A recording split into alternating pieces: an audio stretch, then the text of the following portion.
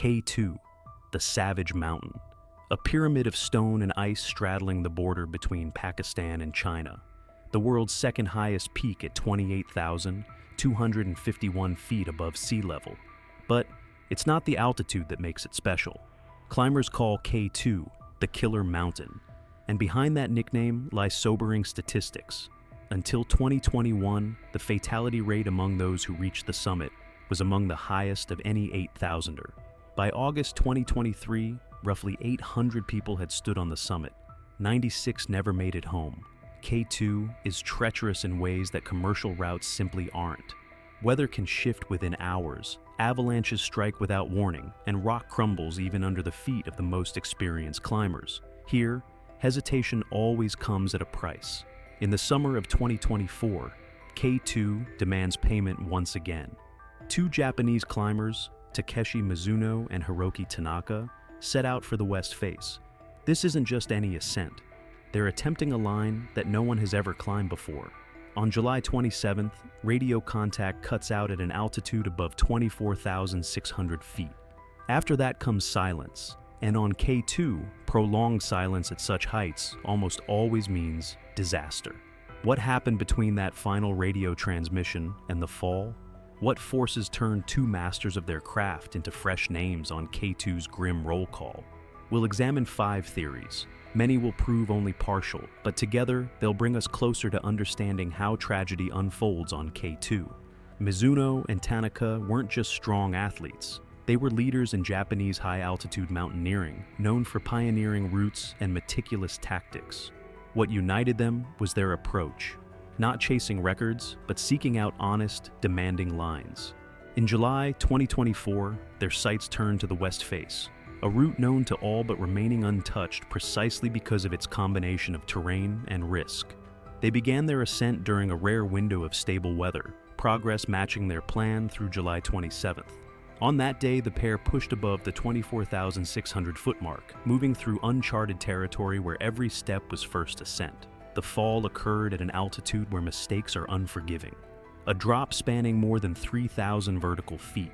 At such heights, aircraft operate with severe limitations, and ground-based rescuers are forced to push themselves to the absolute limit. On July 30th, authorities confirmed the tragedy. The first theory seems logical: human error. In high-altitude mountaineering, this is the most common killer, misjudging the difficulty of a section while suffering from oxygen deprivation. Hesitating too long on the decision to turn back when every minute counts. Overestimating your own strength at the critical moment when your body is already operating at its absolute limit. Above 23,000 feet, the brain receives 3 times less oxygen. Even the most experienced climbers start making bizarre decisions. K2's history is filled with examples of world-class professionals doing things they would never do under normal conditions. But this theory runs into a serious problem. Mizuno and Tanaka were known precisely for their methodical approach and caution. They weren't risk-takers who charged ahead recklessly. They planned each ascent for months. Every section of route was calculated in advance. The timing of their movement on July 27th also argues against impulsiveness. Analysis of their altitude profile shows they made decisions slowly and deliberately.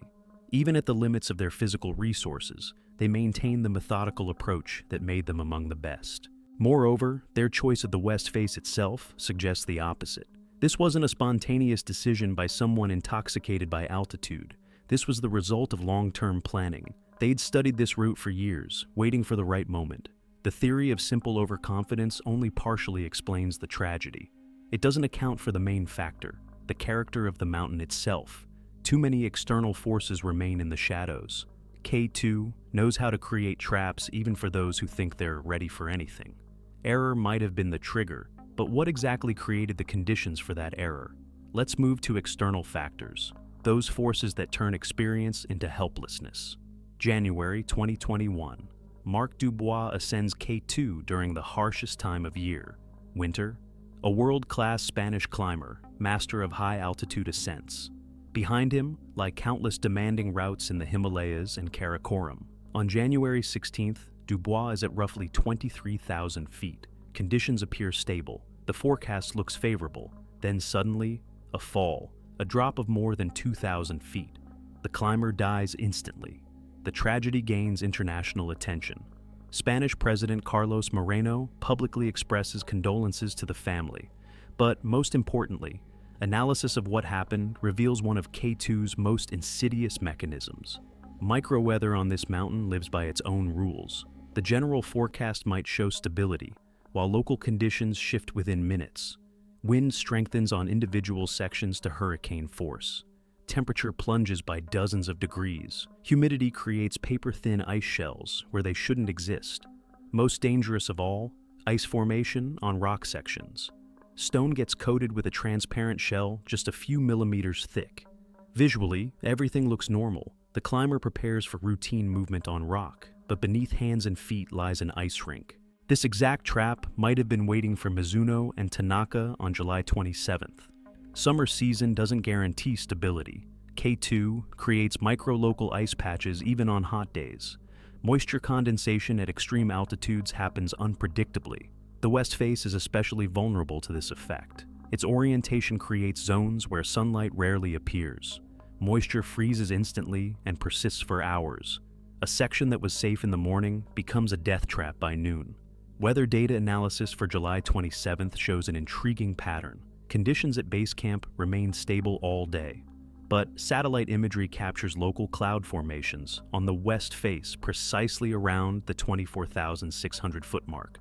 The microweather icing theory explains much. The suddenness of the catastrophe, the absence of warning signals from the climbers themselves, the impossibility of self-rescue at the critical moment. But even this theory doesn't provide the complete picture. Mizuno and Tanaka knew about icing dangers. They carried specialized equipment for such conditions. They had experience working similar sections. Microweather is a powerful risk factor on K2. It can turn a relatively safe passage into a death trap within minutes. But did it act alone? Or did it become part of a more complex mechanism? The answer lies in analyzing the next factor: no oxygen ascent tactics. February 2021. James Parker prepares for a K2 ascent. Not just any ascent, winter, and without supplemental oxygen. Parker isn't a professional climber. He's an architect, founder of Sport Free Company. But behind him lies serious high-altitude experience. February 5th marks the beginning of the summit push. Joining Parker are Carlos Mendez and David Stone, experienced high-altitude climbers. Conditions are challenging, but not critical. Communication runs smoothly for the first several hours of ascent. Then something strange happens. GPS trackers stop transmitting data. Radio contact cuts out. Base camp loses all contact with the team. February 18th, the expedition is officially declared missing. Only in July do rescuers find the bodies of Parker and Stone above 23,000 feet. The family makes the painful decision to leave James Parker's body on the mountain. K2 becomes his final resting place. What happened in those hours between the last signal and tragedy? Analysis reveals they entered an information void. Ascent without supplemental oxygen creates special conditions. Above 23,000 feet, the brain begins operating in extreme mode. Blood oxygen concentration drops critically. Even simple decisions require enormous effort. Complex technical sections become a maze where every choice could prove fatal. But most insidious are the communication gaps. Oxygen-free climbers conserve energy instinctively. Extra words on the radio seem like wasted energy. Intervals between contact sessions increase, first to half an hour, then to an hour, then silence. It's during these silent periods that crucial decisions get made, without feedback from base camp, without access to current weather information, without an outside voice that could halt dangerous movement. Mizuno and Tanaka also choose no oxygen tactics on the west face. This isn't coincidence, it's philosophy. They believe ascent should be honest, without technological crutches, just human and mountain. Analysis of their final contact on July 27th shows characteristic signs of altitude exhaustion. Messages grow shorter. Intervals between them lengthen. The last communication session lasts less than a minute. After that, complete silence. Base camp attempts contact every 30 minutes. No one responds. GPS signal disappears around the same time. Technically, this means one thing. The critical situation develops precisely during information isolation. No oxygen tactics narrow the window of clear thinking to a minimum. Above 23,000 feet, every decision comes with enormous difficulty. And if that decision needs to be made quickly under mounting danger, almost no chance remains. Picture the situation. A climber at his absolute limit notices signs of approaching danger: changing wind, ice crackling, falling rocks. Under normal conditions, this signals immediate retreat. But the oxygen-starved brain processes information slowly. The decision to turn around comes too late, or doesn't come at all. And K2 doesn't give second chances. The loss of communication and GPS data in Mizuno and Tanaka's case confirms this pattern. They spent critical minutes in complete information isolation, without team support, without current weather data, with brains operating at half capacity. But even this theory leaves questions. Both climbers had vast experience with no oxygen ascents. They knew these risks. They prepared specifically for them. Lack of supplemental oxygen and information gaps increase vulnerability on K2. This is proven fact. But do these factors act as the sole cause? Or do they become part of a more complex chain of events, where each link amplifies the danger of the previous one? February 2021, Nikolai Petrov ascends K2 in the depths of winter. A Bulgarian climber with an unusual background. Scientist by education, vegan by conviction, peak conqueror by calling. Since 2012, he's been seriously mountaineering, and by 2017, he closes out the 7 Summits program, the highest points of all continents. But K2 is a separate story. In winter, this mountain becomes a hell of wind and cold. Temperature drops to -50. Wind reaches hurricane force. Most climbers consider winter attempts on K2 suicidal. February 5th, Petrov is at critical altitude. The ascent has taken maximum effort. The Bulgarian moves technically but slowly. Every meter comes with enormous struggle. And here he makes the decision to turn around. Descent, the most treacherous part of any K2 ascent. Statistics are merciless. More than half of all tragedies on this mountain happen precisely on the return journey. Psychologically, the ascent consumes all will to fight. Reaching the goal relaxes even the most experienced. And physically, the body operates on final reserves. Petrov begins descent in a state of extreme exhaustion. Every movement requires conscious control. At such altitudes, automation disappears. You have to think even about how to place your foot. And here, K2's terrain shows its character. Western slopes aren't gentle snowfields. They're alternating steep rock sections, ice walls, and scree couloirs, places where there's no right to error. In one such place, Petrov falls. A drop of roughly 2,000 feet down steep slope. Bulgaria's climbing community is shaken. They lose one of the country's most promising high-altitude climbers. Analysis of the tragedy reveals an important pattern. On K2, most falls don't happen on the most technically difficult sections. They occur where climbers relax, considering the danger behind them. Fatigue dulls vigilance precisely when it's needed most. Mizuno and Tanaka on July 27th find themselves in similar conditions. They ascend above 24,600 feet, the critical mark where the body begins rapid degradation. Every minute at such altitude consumes resources that don't regenerate. K2's west face is especially cruel to exhausted climbers. The terrain here demands constant switching between movement techniques. Rock climbing on steep walls, then working ice sections, then moving across loose scree. Under normal conditions, such switches come easily. But at the limit of exhaustion, the brain can't adapt fast enough. The climber prepares for ice work, but finds loose rock underfoot, or vice versa. Sets up for rock movement, but encounters an iced wall. The moment of the team's fall comes precisely in such a transition zone. A section where rock wall meets ice slope. A place demanding maximum concentration from climbers who've already spent all their strength on ascent. Exhaustion and complex terrain. A deadly combination on K2. It explains why experienced climbers die on sections that should theoretically pass easily. But even here the main question remains, why exactly then? What became the final push that turned controlled movement into catastrophe? After every K2 tragedy, a predictable mechanism kicks in. First shock, then attempts to understand causes, and then harsh verdicts from people who've never climbed higher than the first floor. Error, overconfidence, shouldn't have gone. The internet fills with categorical statements about what led to tragedy. Everyone becomes a high-altitude climbing expert. Families of the dead find themselves under public opinion pressure. After Nikolai Petrov's death, Bulgaria's climbing community split. Some spoke of heroism and calling, others of irresponsibility and needless risk. But most dangerous in this public trial is substituting emotions for analysis.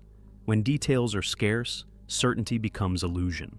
When there are no witnesses, everyone creates their own version of events. In Mizuno and Tanaka's case, public reaction was especially intense. Japanese media accused the climbers of recklessness. The international community debated the wisdom of new K2 routes. Relatives of the deceased were forced to justify themselves to those who never understood high-altitude climbing motives. The problem with public trial is that it stops the search for real causes. Why analyze a complex chain of factors when there's a simple explanation? Their own fault. Why study K2's mechanisms when you can blame victims for carelessness? Comparing emotional arguments with verifiable data reveals a sad picture. Where there are no precise timestamps and reliable evidence, public certainty is maximum. The fewer facts, the more categorical the conclusions. Emotions are understandable and natural. Losing talented people is always painful. The desire to find someone to blame is human nature. But emotions don't answer the main question. Why did circumstances align exactly that way on July 27th? Public trial closes the case before investigation, and K2's real mechanisms remain in shadow, ready to trigger again on the next ascent. To understand what really happened to Mizuno and Tanaka, we need to discard emotions and return to facts, to analyze how a sum of seemingly disconnected factors creates K2's perfect storm for tragedy. When a climber dies on an 8,000er, the tragedy extends beyond the sporting community. The state machinery of condolences and official statements engages. After Nikolai Petrov's death, Bulgarian Prime Minister Stefan Georgiev personally comments on the fallen climber. He calls him a courageous man who brought glory to the country through his achievements. Official media tell of Petrov's scientific career, his principles, his dream to conquer K2. These words matter to family and friends. Official recognition of courage and talent is part of justice toward those who risk their lives for unreachable goals. But there's another part of justice: honest explanation of tragedy's causes, as much as possible from available data, without embellishment, but also without accusations. The problem is that officials rarely delve into technical details. Their task is expressing sympathy and support, not analyzing mountain danger mechanisms. So, real causes remain in shadow. Summer 2018. Robert Lemire ascends K2, leading an international expedition, a Montreal firefighter, man with iron endurance and years of extreme condition experience. For him, mountaineering isn't hobby, but lifestyle. This isn't Robert's first K2 attempt. In 2016, his team turns back due to critical avalanche danger, the right decision that saves lives. Robert shows himself as cautious and calculating climber. 2018 unfolds differently. Conditions allow going for summit. Robert leads an international group, including climbers from various countries. They plan linking K2 and Broad Peak, two 8,000ers in one expedition. Ascent proceeds without serious problems. The team works cohesively. Weather holds. Robert demonstrates excellent acclimatization and technical preparation. Everything goes according to plan until descent. On the way down, navigating one of the most technically challenging sections, Robert falls. Falls on K2 are almost always fatal, and this is no exception. The body is found quickly and brought to base camp. July 12th, the expedition officially ends. For Quebec's climbing community, Robert was the standard. Family speaks of pride in his achievements and unbearable pain of loss. But, most important, analysis of his death circumstances. Robert dies not from one cause, and not from gross error. Tragedy is born at the intersection of several factors, each non-critical individually. Fatigue after a long day in thin air. Technically demanding section requiring fresh concentration. Altitude that slows all reactions. Time of day when the body naturally reduces activity. None of these factors is deadly by itself, but when they converge at one point, they create a trap with no exit. This is K2's real mechanism, not a single cause, but systematic interaction of multiple factors. The mountain doesn't simply kill, it creates conditions where survival becomes statistically impossible. July 27, 2024. All these factors converge at the point where Mizuno and Tanaka find themselves. Micro-weather deterioration on the west face, critical exhaustion after ascent to extreme altitude, information isolation due to no oxygen tactics, terrain complexity demanding constant technique switching, and the final element, time pressure. Above 24,600 feet, every minute of delay increases risk exponentially. You need to move quickly, but quick movement raises error probability. Precedents from 2018 to 2021 show different fragments of one picture. Dubois dies from micro-weather, Parker from information isolation, Petrov from descent exhaustion. Each case seems unique, but overlaying these fragments onto Mizuno and Tanaka's tragedy reveals coincidence nodes, late ascent phase to critical altitude, technically challenging sections at maximum fatigue moment, high cost of any delay, radio silence periods during most dangerous minutes. This isn't personal fault or single fatal error. This is K2's systemic mechanism, a machine for creating perfect tragedy conditions. A mechanism you can fall into, even with highest mastery and preparation levels. K2 doesn't forgive not because it's malicious, but because it creates situations where even right decisions lead to catastrophe, where experience becomes a trap and caution becomes insufficient protection. Mizuno and Tanaka became part of this mechanism on July 27, 2024, not through their fault, not from recklessness, simply because they found themselves at the intersection of all risk factors simultaneously. K2 remains the killer mountain not because of its height or technical difficulty, but because of its ability to combine dangers into deadly combinations against which there's no defense, even for the very best. We've examined 4 versions of the Mizuno-Tanaka tragedy: personal error, micro-weather, no oxygen tactics, exhaustion on complex terrain. Each contains a grain of truth, but none explains what happened completely. Reality proves more complex than any single theory. On July 27, 2024, on K2's west face, all risk factors converge simultaneously. This isn't coincidence. This is the mechanism that makes K2 deadly even for world-class masters. Picture that day. Mizuno and Tanaka ascend above 24,600 feet on a virgin route. Every step demands technical decisions at the edge of possibility. The body operates on final oxygen reserves. At some point, local weather creates a microzone of icing. A thin ice shell covers a rock section that should be reliable. Visually, there's no change, but grip disappears almost completely. Simultaneously, no supplemental oxygen tactics take effect. The brain works sluggishly. Reaction time increases drastically. The ability to quickly assess change conditions drops critically. Added to this is accumulated daily exhaustion. Muscles don't obey with former precision. Coordination fails, and the west face demands millimeter precision in every movement. The final element, information isolation. During critical minutes, the team remains without base camp support. No one can warn of deteriorating conditions. No one can suggest alternative routes. When all these factors converge at one point, a no-exit situation forms. Even the right decision comes too late. Even precise movement becomes insufficient. K2 doesn't give second chances. The sum of verified versions provides a clear picture. The tragedy's key lies not in one fatal factor, but in their systematic combination. Personal fatigue, micro-weather deterioration, no oxygen tactics, terrain treachery on descent. Each element amplifies the other's effect. This is precisely why Mizuno and Tanaka's final minutes remain opaque. Catastrophe develops so quickly that time for detailed reports doesn't exist. And multiple causes make simple explanation of events impossible. Justice in such stories isn't seeking blame among the dead. It's honest recognition of how risk mechanisms work in high-altitude climbing, how even perfect preparation can prove insufficient against systematic failure of all protective factors. Mizuno and Tanaka didn't make gross errors. They weren't overconfident adventurers. They simply faced a situation where all of K2's variables aligned against them simultaneously. Under such conditions, survival becomes matter of chance, not mastery. Compassion means speaking of fallen climbers carefully and factually.